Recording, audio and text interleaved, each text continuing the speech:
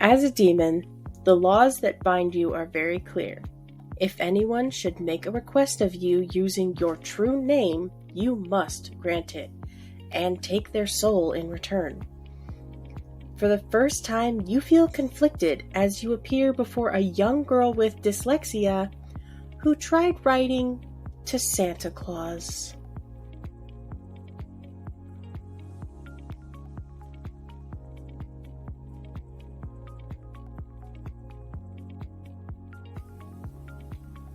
The clanging of pickaxes rang out in the soul mines of hell.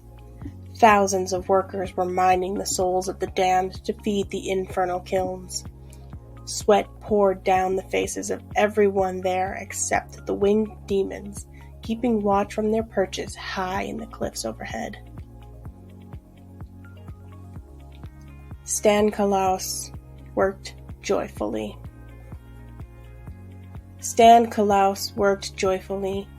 He had been in hell for, he couldn't recall how long.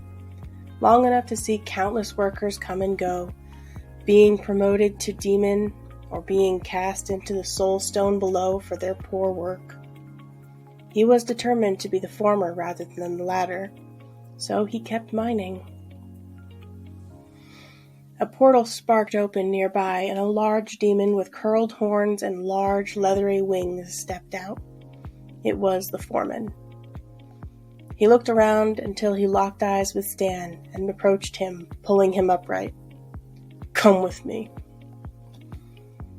Stan had to admit he was anxious.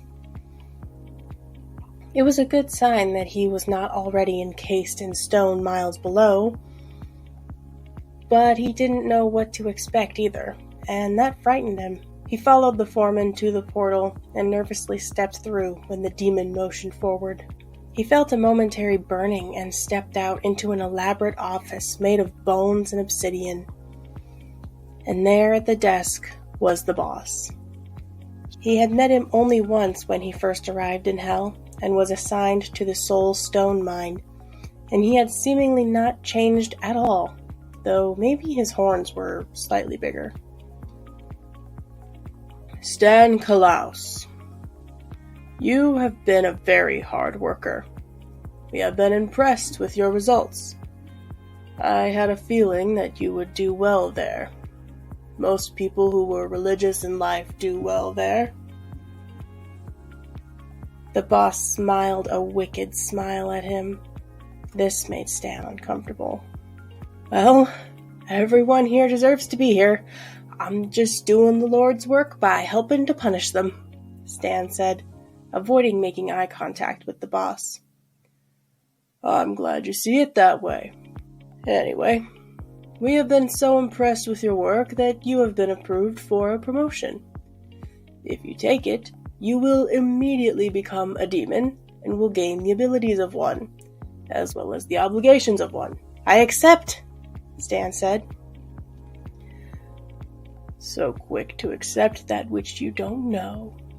I hope you don't come to regret that. Okay, then sign this and you're good to go." Stan hastily signed the paperwork. The boss snapped his fingers and fire sprung up around Stan, burning his flesh. He screamed in agony and fell to the ground as his body burned. From his back exploded a set of leathery wings, just like the other two demons in the room. His head felt like it was being cracked open, and two small horns twisted from his temples. The pain began to subside, and he slowly stood up, looking at his hands, which were now red with long claws. "Congratulations! Here is your demon manual and your first assignment. I didn't get a chance to explain to you what you would be doing before you accepted, so here it is. You'll be mining souls, just like you were before, but this time from the living. You are bound to take the soul of anyone who writes your name and wishes for something. You go and grant their wish, and then take their soul and bring it here. Easy enough, right?" "Yes, that doesn't seem difficult. Just more greedy people who deserve to come here." The boss smiled. Okay then. Off you go. Your first soul awaits. Oh, and if you have any questions, just consult that manual. The foreman escorted Stan back through the portal, which didn't burn this time. Instead of exiting at the mine, though, it exited in another office. This one was smaller and had a smaller bone desk at one end of the room. Still, it was private, and Stan was pleased. You better get started on that first assignment soon. The foreman went through the portal, and it closed with a spark. Stan placed the manual and his first assignment on his desk and sat down. He looked around the room appreciatively, then opened the manual. He tried reading it, but quickly got impatient to start his first mission.